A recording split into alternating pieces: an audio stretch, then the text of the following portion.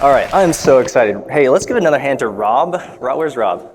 There he is. That perfectly set up my talk because this talk assumes incredible wisdom and due diligence when it comes to business building.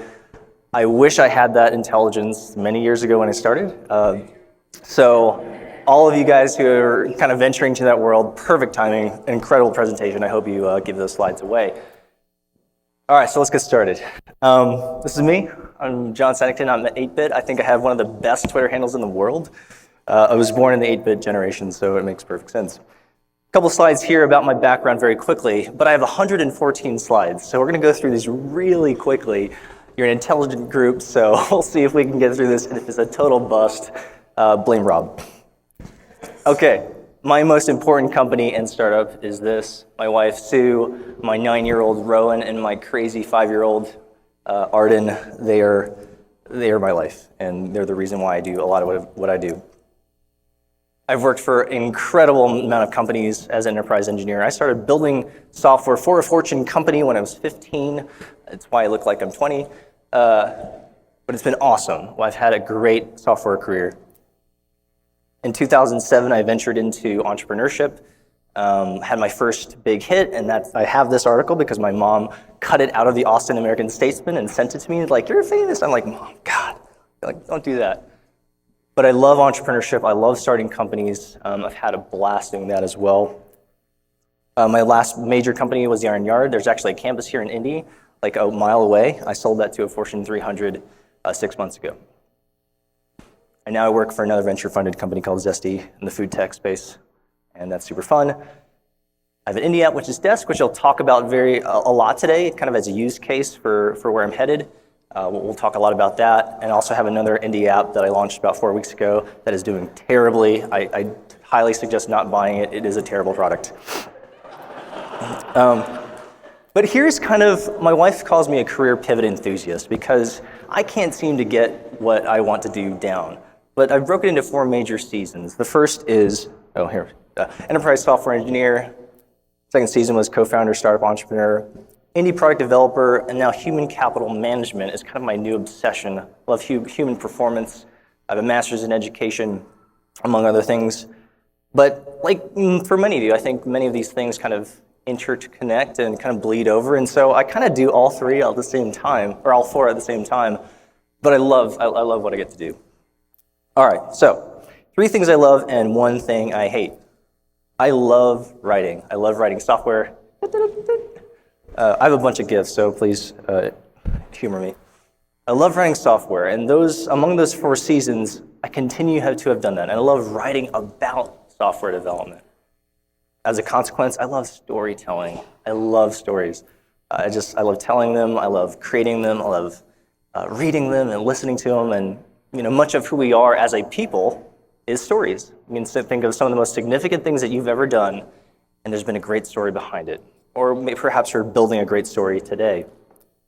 So blogging was something that I fell naturally into. I loved writing and sharing stories about my career, about all the ups and downs, all the side-to-sides, and it was a perfect fit for me. One other thing I loved is software engineering, obviously. I love bringing things into being. I love the stories behind it as well. I love the internet. I love the internet. This is the perfect time to be alive. Even as I was building this deck last night, I was thinking, what a time. If you can take a step back and just see it for what it is, this is the best time to be alive. I love the internet. But I hate marketing.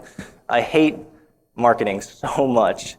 I like the idea of building a great product and having that product speak for itself. Can I see a show of hands who also believe in that philosophy? Right? So what I want to share with you today is my journey through that process of moving away from that belief and some of the impact it's had on my thinking. Ultimately, it's a story of how marketing is storytelling, and that's how I could get philosophically and mentally over that hump. If I could see marketing as great storytelling, then I could do it. This was codified, though, by what Mark Andreessen called the 50-50 rule. And the internet needs both great products and great storytelling. Here's the quote, which I think is very important. The number one reason that we pass on entrepreneurs, and he's a venture capitalist by trade, we'd otherwise look like to back is their focus on product to the exclusion of everything else. Many entrepreneurs who build great products simply don't have a good distribution strategy. I think many of us know that viscerally. Even worse is that when they insist that they don't need one or call their no distribution strategy a, quote, viral marketing strategy. Ouch. That really stung because, again, I grew up, like many of you did, believing a great product will sell itself. I grew up with this guy, Field of Dreams, Kevin Costner, right? Like, if you build it, they will come type philosophy. And to be honest, I still hold a lot of that very dear and near to my heart. But I need to get over it if I wanted to create businesses and companies. So, a great business and product success is both the product and the distribution channel. I know 50-50 split sounds insane, but it actually is really true. And this is what a lot of Rob talked about, thinking about strategically business and all that great stuff. But to me, it still sounded terrible. 50% of my time on something that I clinically hate, I'd much rather put on the headphones, jump in my IDE, and just bliss, right? Flow type stuff. But if I wanted to create a big business and a successful business, perhaps this hypothesis was true. And so I began to experiment seriously with Desk. Please note, last night at 11:09, I've made 3 submissions to the App Store. So the reason why this presentation is so botched is because I was doing that. But I thought it was very appropriate. And for all those who have purchased my product, I'm so sorry. That update was way overdue. But I began blogging my story. Besides building a great engineered product, I began sharing this story from the very moment I began concepting it. And a month after that paper napkin sketch or notebook, I opened a blog and said, "Hello world," the obligatory "Hello world," and started sharing everything that I knew about building great products. And essentially, what I was trying to do at a meta level was say, what the heck is this guy thinking? I'm going to give a lot of examples. First, I'm going to go through some meta level examples, and we'll go through some actual examples to help give you some context. But essentially, what I wanted to do through my narrative is give the person, the reader, a roadmap, kind of a treasure map. And my dad used to make these treasure maps and remember gold chocolate coins? Do they still sell those? In holes in our backyard and give us this map. And my twin brother and I would go on a wild goose chase. It was awesome. But essentially create a map for someone to read what I was doing, to understand what I was doing, and hopefully educate so that they could replicate it for their own success. I had an open palm about this. I gave everything away. And I know it's very hard because we live in a very proprietary world in terms of Apple, but my idea was everything that I could give away, I would. I wanted to get feedback, use it as a feedback channel, how I was doing, what I was thinking about the product, if people thought it was a good idea or bad. So the blogging enabled me to do that. It also gave kind of a behind-the-scenes look at what it meant to be an indie developer, which, for the most part, is generally completely unsexy, right? It's you sitting or standing at a desk, headphones on, and literally not moving except these. But most people, again, as Rob said, they have a sexified appeal about it. Like, it's so cool, but I wanted to give a very true accounting of what it meant to build a product, which, let's be honest, is sometimes very, very lonely. I wanted to celebrate the wins as often as I could through my blog. Hey, compiled right for once, right? Let's talk about that. Or I got my first win in advertising. Let's talk about that. Again, a roadmap, how I was building this product. And ultimately what I discovered is that stories are emotional. Like great stories are emotional. I think that's, again, at a high level is what I was trying to do. Get people emotionally attached to not just my product, the process of building a product.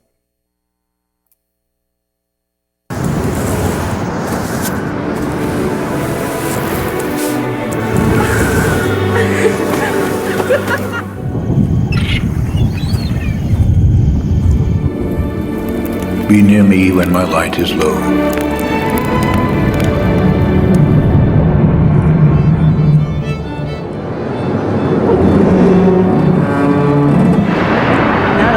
crash, which took first responders 12 hours to reach. As far as survivors, we don't know their condition.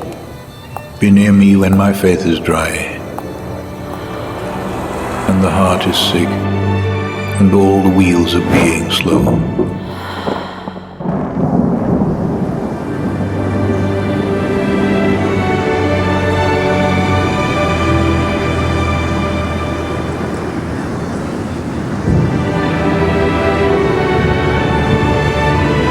Be near me when I fade away.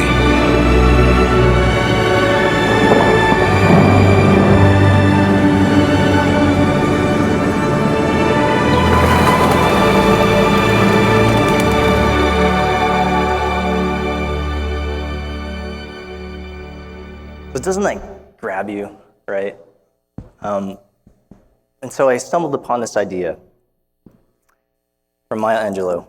I've learned that people will forget what you said, people will forget what you did, but people will never forget how you made them feel.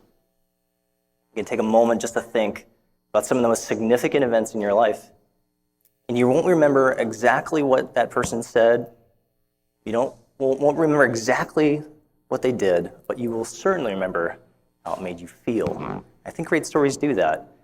I think what I was trying to do and what I learned to do better was get this person emotionally attached, consumers emotionally attached with the product. And this was called marketing. So I had an opportunity through Desk as a use case to do something I think was different. So I accepted the challenge to go full out, to blog every business day about my product, and to see if that would work. Spend 50% of my time in engineering, 50% of my time on marketing. So here are some examples of some of the more significant blog posts that actually got a lot of traffic. These are my hand warmers for when it's really cold, and that got a lot of attention because people wanted to know, like, how do you build software? Well, and not just like how, but like the specifics and intricacies of your environment. And I have these really handy toast warmers that I put on. They're USB wireless, and so that was weird. But people loved that. They loved seeing that. Revenue. People love to see revenue. They want to see numbers, not just, hey, look at me, I'm awesome, but how it was broken down. And so I released all those figures. I was very honest about my approach to building software, which most of it is completely duct taped together. It's complete shit most of the time. But that got a lot of traffic. Many people have experienced negative sales the day when more people return the product than actually buy it.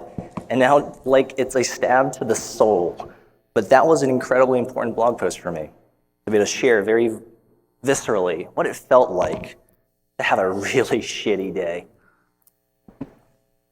My perspective on design philosophy. Someone actually found this, a community member, and said, hey, look at this. Like, Da Vinci designed this note-taking method called Cornell, and your product actually kind of looks like that. I was like, I did that on purpose.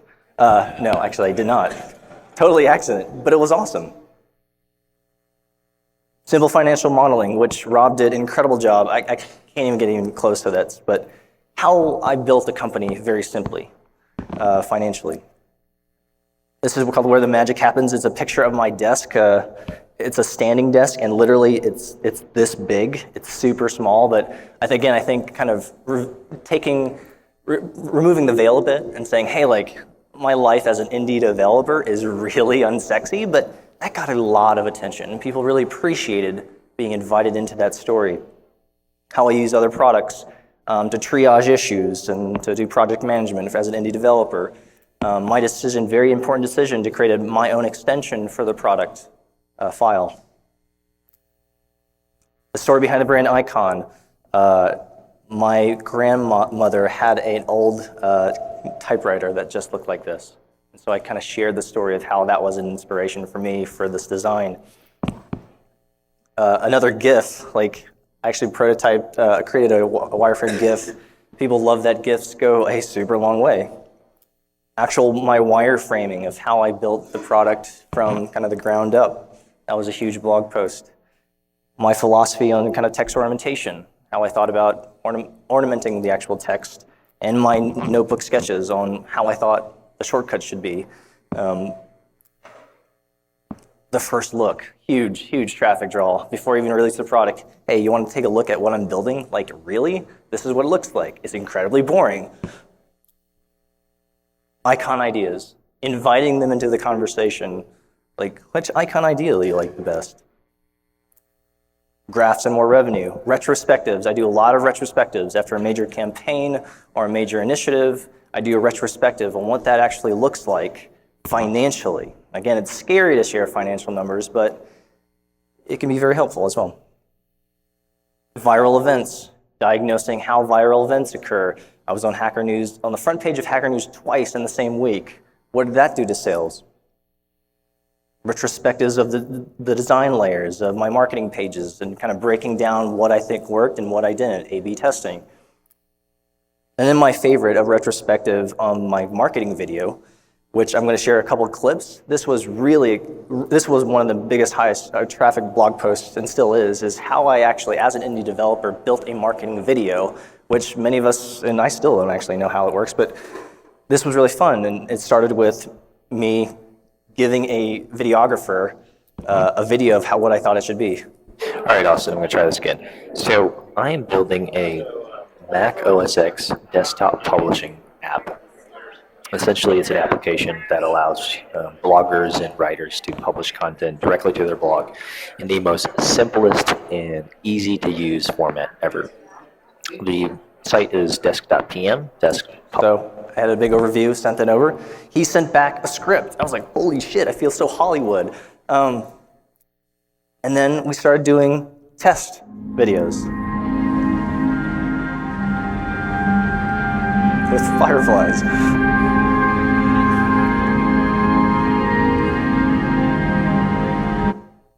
And other screen tests.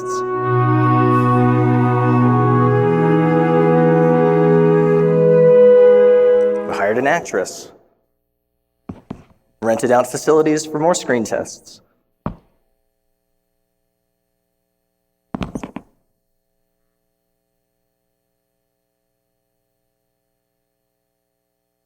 Why do we write? Tried voiceovers.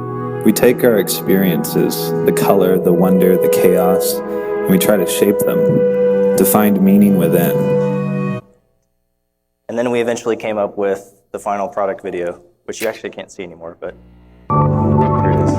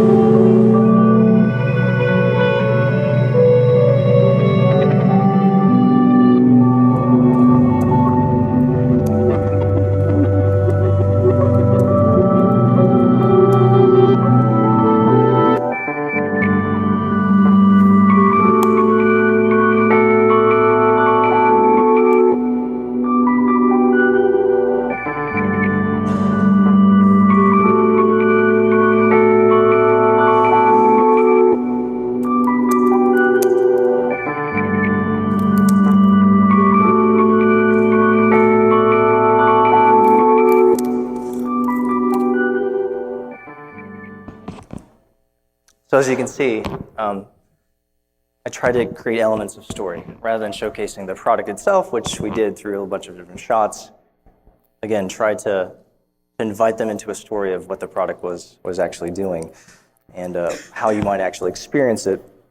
But the point again is that blog post has been significant because every indie developer who wanted to know how to build a type of video like this took that blog post as a model of how to do it. And so that continues to convert day in and day out on sales. Great stuff. So simple strategy here. I wrote at a top level, oh, those were what those icons. So there's an icon that's totally messed up here, obviously. Community questions and engagement, code design, behind the scenes, random thoughts and fun things like my hand warmers. And then the last one was spending money, which is now how we segue into the second part of marketing. Building great content and spending time creating original content is one thing. Spending dollars is an entirely different thing. And you know the old adage, you got to spend money to make money. It is so true, and yet I still hate it.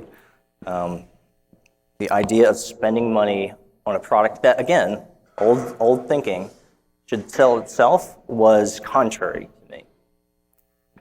So I cried a bit, and then I was, okay, I'll do it, I'll try it. And so one of the first things that I did was go to some of the biggest blogs that I knew. Again, due diligence, do a lot of research. You get a Gruber and you say, okay, that guy's a big deal.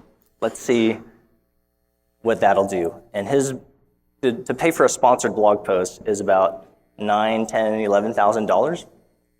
And I know that sounds ridiculous, and it is.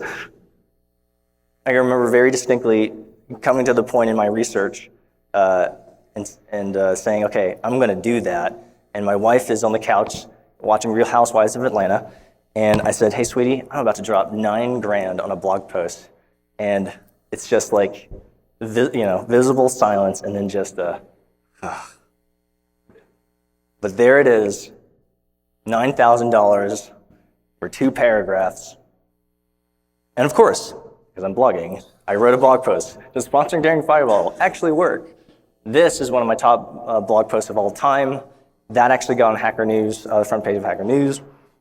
Did $9,000 investment create a return? The answer is yes. Significantly. Within the first 72 hours, I had made back every penny. Every single penny. And then that month was a record sales month. That's net, not gross. So gross way more because that's after Apple's cut, right? So yeah.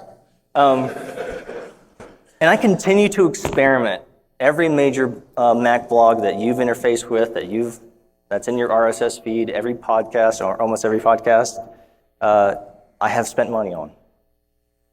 What happened was really cool as an outcause. I got Best New App, which some of us have experienced. I was like, hell yeah, that's cool. Bottom left right there. Then it got featured in the carousel, right? I was like, holy shit, right? And that was an interesting story because I received that news on a flight between Austin and Atlanta, and the only people I had to celebrate with were the person to my left and to my right? So I bought them drinks.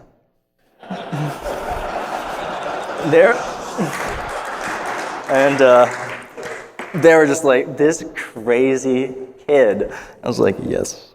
But don't you understand? Of course, they were like, yeah, okay. So that was super fun. But then what's even more crazy is it won the best app of the year and a part of a huge lineup. And that's when I said, Apple, you are totally drunk. Because it definitely doesn't deserve that. It was a decent app, but this was kind of ridiculous. But so a super win. But without question, without the press, without that investment in marketing, no one would have known this product. And so there's great things that came out of it. And I continued to experiment. That's one of the keys that you have to leave away with. That without experimentation, nothing will really happen. Create new content. Use the evergreen content, which is the stuff that really works. We call it evergreen. You pay, that's supposed to be a link icon there. You pay for placements and advertisements, and then you also earn placements in return. And hopefully, you profit. This experimentation cycle never stops. Even after you release the first version, continue to experiment. Continue to spend 50% on marketing. You have to. So, that app will do gross about $500,000 this year. And feel really good about it. So, because I'm a genius, right? Like, I'm going to build another app, and I'm going to do the exact same thing, and it's going to be awesome. Not. So, 4 weeks ago, I launched this little guy. He's a, don't know what he is. It's a small batch image resizing app. But the moment I concepted it, what did I do? I started blogging about it, inviting people into the story, saying, hey, I'm gonna make like the best image editing app of all time. My one advantage was a cute dinosaur or Godzilla / whatever. Very simple app. You drag, you drop, done. Simple marketing, fanfare. Some advanced options, like nothing out of the ordinary. In fact, very stripped down compared to some of the other competitors. But man, because I'm a marketing engineer here, like I got this, right? Right, so started a blog, Hello World, obligatory Hello World post. But it didn't work. It definitely did not work. So I had to continue to experiment very rapidly, throw out what I thought worked for one particular product and assume nothing about the success rate of another. I think it's very important. Just because you figured out one model, it doesn't guarantee success for another product. And it was a hard lesson to learn. So I came up with something very different. And I'm a little nervous to share this because the first time I've gone public with this particular strategy, because no one knows this and that was on purpose. So so this is an image editing app. So I had to think, okay, what marketing channels would really work for an image editing app? You know, some probably photographic heavy type sites. And right now, there is a huge boon of Creative Commons Zero, freely licensable images like Unsplash. Who's heard of Unsplash? Yeah, it's great. Like free photography, you can do whatever you want, high quality type stuff. And this actually has been a huge marketing channel for that company, which is a contracting web development company. So I said, I wonder if I could do the same thing, right? So that's what I did. I took my retro style thinking, and I built an free image hosting website called BossFight. And I do the exact same thing. Every single day, I upload Creative Commons Zero, freely publicly available licensed photos for you to use on any creative project. Every single day since I started this project, with the expressed intent of using it as an explicit marketing channel for Teeny Tokyo, my image editing app. Are you following? So there's the advertisement. So the idea was build an explicit marketing channel for my product, as opposed to the proper blog as the general main source. Genius, right? Or so I thought. Now what's interesting is that the blog has done phenomenal. This is an average month. We're about to cross 1 million page views a month. Phenomenal as a blog.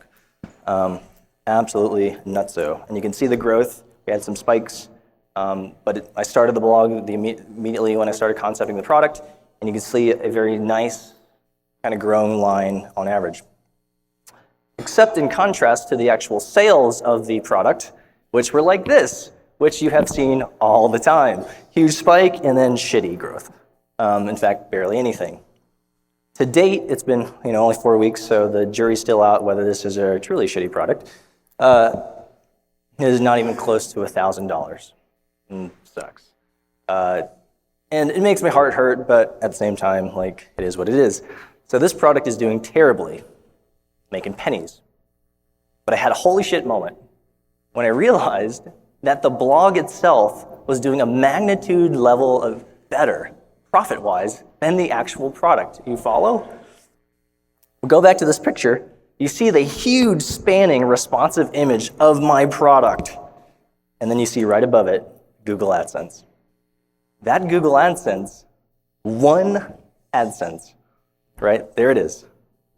BossFight responsive is making over $200 a day. That annualized, that's $100,000. That stupid website that was supposed to sell the core product is doing a magnitude 10x better annualized than the product. What is going on? But that's the internet. And despite how long I've been doing this, I am still surprised. And I shouldn't be, right? We shouldn't be. Like, the internet is weird. We have expectations of how the internet will respond to what you think it will respond to, and it says, screw you, I'm going to do something else. So I'm literally at a very important juncture with that image sharing app is, do I ditch the actual Mac app and make productize the blog, which is doing incredible? Like, it seems pretty intuitive and kind of self-evident, right? Like 10x growth, in 4 months, but it's, every decision as an indie is always very emotional. So, you have to give it some time. I'm actually doing crazy on time. This is amazing. 100 slides. Woo! This was my internal, am I out of time? No. Okay, continue. But what's nice is, the point is, at the end of the day, you have to invest time. It's hard. As an engineer, all you want to do, again, is put on the headphones, zone out, get into your flow, right? Build product. But you have to make it. And I've now learned this very, very viscerally. It's been great, but there's everything within me is like, product should sell itself. But it doesn't. You have to experiment. The internet is a weird place. You have to continue to experiment, iterate, reconsider, evaluate. And you have to believe the 50-50 rule. Like, you really have to believe. It feels like unicorns and porpoises, and I don't know what that is. But you have to believe that it's real, and it does. It's why entire organizations have marketing departments. It's why marketing even exists, because it works. And as engineers, we don't like that, but okay. I'm not even sure what that means, so we'll skip it. Okay, but there's one book that I highly recommend. It's called Traction by Gabriel Weinberg. He has a very successful entrepreneur, founded many companies. He's currently the CEO and founder of DuckDuckGo, which is a competitor to Google search engine. But he created this amazing book called Traction, which has a number of frameworks that I use to very decent success. Every campaign that I ran ultimately ran through this model for Desk. And you can print these things out, PDF format. The book has made me obviously a ton of money. I go buy it. I'm a super fan of that. But I deeply empathize with all of you, with all of us, with me. One does not simply teach an old dog new tricks. This is hard. It'll take practice. Whoops. But I believe in you. I believe in all of you to not make just great products, but also great businesses. Because great businesses make money. Rob, right? Okay.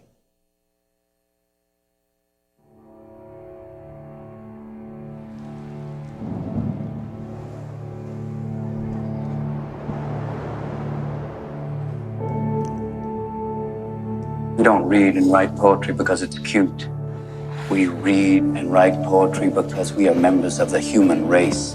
And the human race is filled with passion. Medicine, law, business, engineering, these are noble pursuits and necessary to sustain life.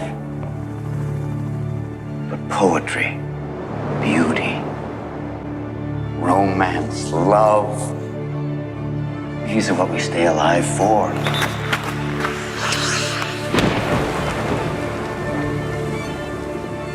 To quote from Whitman, "O me, O life of the questions of these recurring, of the endless trains of the faithless, of cities filled with the foolish. What good amid these, O me, O life? Answer, that you are here, that life exists, and identity. That the powerful play goes on and you may contribute a verse. That the powerful play goes on and you may contribute a verse. What will your verse be?"